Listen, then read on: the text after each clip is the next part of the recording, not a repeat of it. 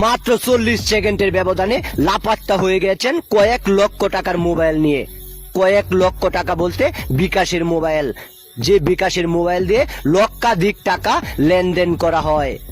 আর এমন কয়েকটি মোবাইল নিয়ে লাপাত্তা হয়ে গিয়েছেন 40 সেকেন্ডের ব্যবধানে। সাথে যে লাল লোকটিকে দেখতে পারতেছেন সে কিন্তু তার সঙ্গী নয়।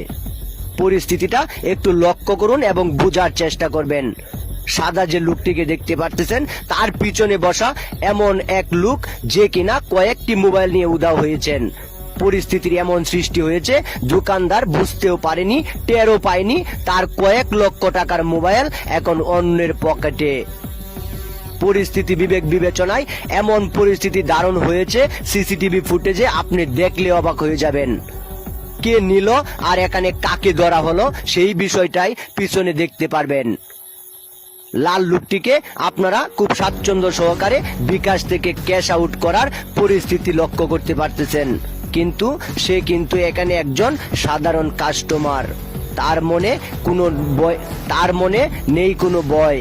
আর যে নেওয়ার সে নিয়ে চলে গিয়েছেন লক্ষ টাকার মোবাইল ফোন। বিকাশের দোকানে এমন পরিস্থিতি অহরহই ঘটে যায়। আপনাদের এমন বিষয়টা সতর্কতার সাথে লক্ষ্য রাখতে হবে। এখন যে লোকটিকে দেখতে পারতেছেন সে ছিল তার সঙ্গী। একটি ফোন নিয়ে সে উধাও। দোকানদার এখনো বুঝতেই পারেনি তার লক্ষাধিক বিকাশের মোবাইল এখন অন্যের পকেটে চলে গিয়েছেন। পরিস্থিতি ভয়াবহতা ধারণ করছে। একটি দোকানে ব্যবসায়িক কাজে যখন মোবাইল ফোন ব্যবহার করা হয়, বিকাশের মোবাইল হয়, তখন সেটা কতটুক জরুরি হয় সেটা দোকানদারই ভালো জানে।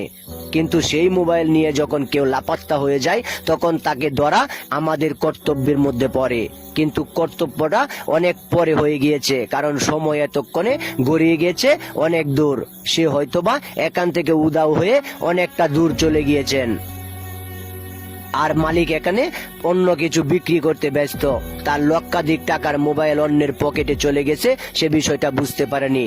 একটু পরেই যখন টের পেয়েছেন তখন ঠাস করে তাকে ধরে ফেলেছেন, কিন্তু সে কোনো কিছুই ঘটায়নি। ঘটিয়ে যে গিয়েছে তাকে ধরা আদৌ সম্ভব কিনা সেটা এখন আপনাদের কাছ থেকে জানতে চাই। এমন পরিস্থিতি আপনাদের পাশে অনেক আশেপাশে ঘটে থাকে, যদি ঘটে থাকে অবশ্যই কমেন্টে জানাবেন। তাকে ধরে দোকানের ভিতর নিয়ে আসা হয়েছে, কিন্তু বিষয়টা কি দাঁড়ালো?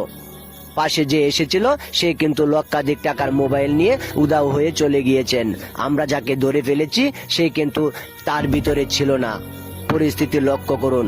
আগে যে লোকটিকে ক্যাচ করা হয়েছিল সে কিন্তু তার বিষয়টা জানতো না। পরিস্থিতি এমন ভয়াবহতা ধারণ করবে আগে জানতাম না, কিন্তু যখন দেখলাম তখন দেখলাম কে খেয়ে গেল আর কে বেজে গিয়েছেন। চুর কখনো সাউদ হয় না। এখানে পরিস্থিতি এমনটাই ধারণ হয়েছে। পাশে থেকে একজন মোবাইল নিয়ে লাপাত্তা হয়ে গিয়েছেন আর আমরা ধরে ফেলেছি অন্যজনকে। পরিস্থিতি যতই গড়িয়েছে ততই সে বলতেছে সে মোবাইল ফোন নেয়নি। আসলে বিষয়টা সে নেয়নি, যে তার পাশে ছিল সে মোবাইল নিয়ে লাপাত্তা। এখন আমরা যাকে ধরে ফেলেছি সে সাধারণ একটা কাস্টমার। আর কাস্টমারের সাথে আমরা যখন এমন আচরণ করি আশেপাশের মানুষ বিশ্বাস করে ফেলে সেই এমন কাজটা ঘটিয়েছে, কিন্তু সে আসলে এটার ভিতরে ছিলই না। সে তাকে যতই বলা হচ্ছে ততই সে না করছে। তার পকেটে কিংবা তার আশেপাশে কোনো মোবাইল ফোন নেই।